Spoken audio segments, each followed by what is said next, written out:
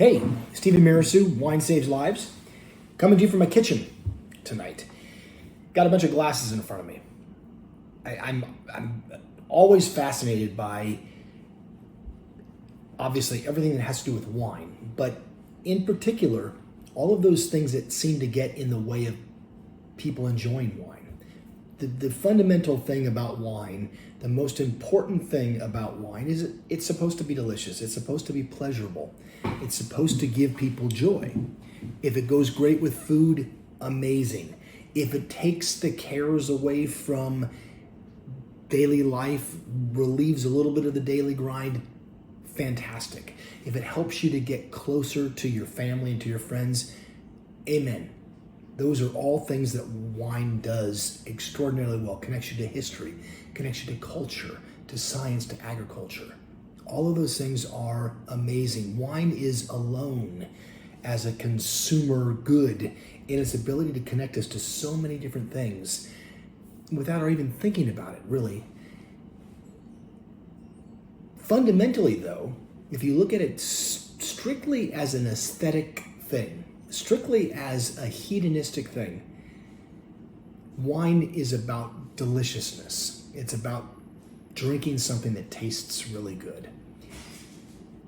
Oftentimes, however, we let certain experts, certain companies who are trying to sell us stuff get in the way of our fundamental enjoyment of wine. They put complicated names on labels, complicated places, complicated varietal names. They tell you should drink wine at a certain temperature and pair it with certain kinds of foods.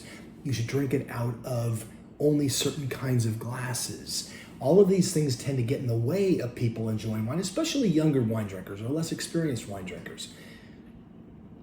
Fundamentally, again, I use that word, we're trying to make, as winemakers, we're trying to make wines that appeal to people because they're delicious. More experienced wine drinkers can dive into wine, can dive into this bottomless pool of mystery, allure, again, history, commerce, science, tannin levels, alcohol levels, all of the different types of oak, all of the different ways of fermenting, extracting, all of these things, which are beautiful too, which can add to a person's understanding about why they like what it is that they're liking or don't like what they're drinking at that moment in time. Those things are important too. They add color to the outlines.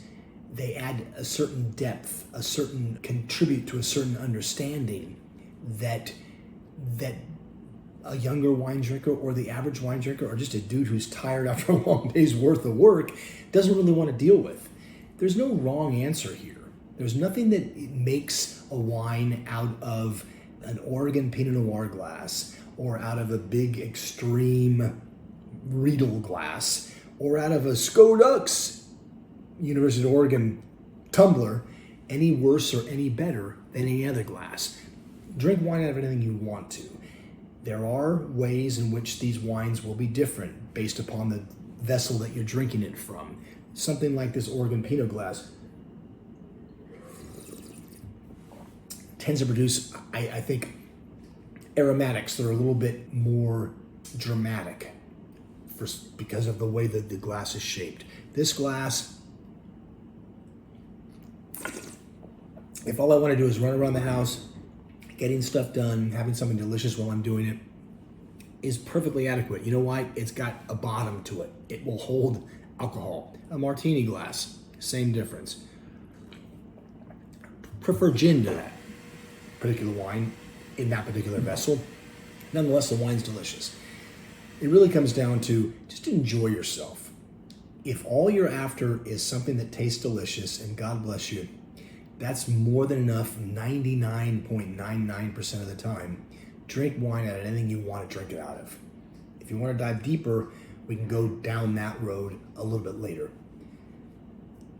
Giving you permission to love wine, permission to enjoy all of the things that wine brings on any level you care to ascend to. Have a good evening.